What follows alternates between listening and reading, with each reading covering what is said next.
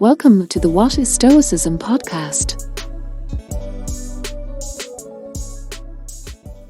In the interests of doing the right thing, there are times when you can't ignore a situation.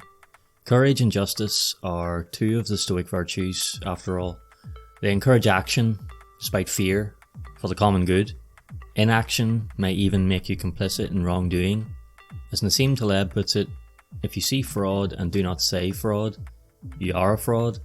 To act or not to act, to help and defend or stroll by, to comment and reply or scroll by.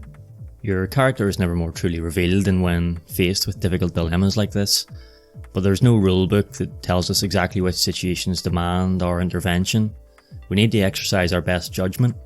Marcus Aurelius offered us some good advice when he said, just that you do the right thing, the rest doesn't matter. And he also had this line, which is probably my favourite of his: if it is not right, do not do it. If it is not true, do not say it. But some will inevitably say, what is right and what is wrong? It can be difficult to discern what that means, so how can we know? In Stoic terms, the only things that are good are the four characteristic excellences or virtues of human beings. Justice and courage, as we've seen, plus wisdom and moderation. Acting according to virtue, then, is right.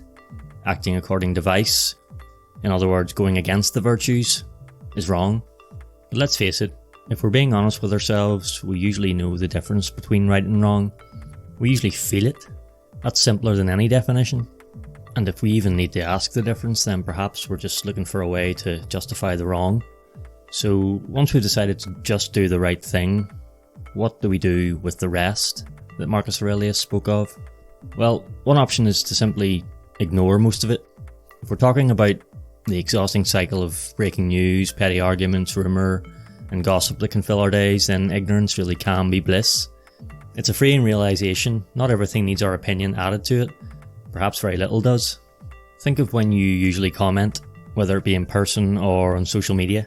Think of when arguments have escalated beyond your control. Think of when you have added fuel to the fire of gossip when perhaps the story wasn't even true. These thoughts lead to questions. Why be outraged? Why comment negatively on the colleague or celebrity you don't like? Why jump into an avoidable argument that ultimately leaves you annoyed the rest of the day? Why get worked up over breaking news today that will be old news tomorrow? Why do all that when you can just ignore it? Why not free up so much time for things that matter? We have the power to hold no opinion about a thing and to not let it upset our state of mind, wrote Marcus Aurelius, for things have no natural power to shape our judgments.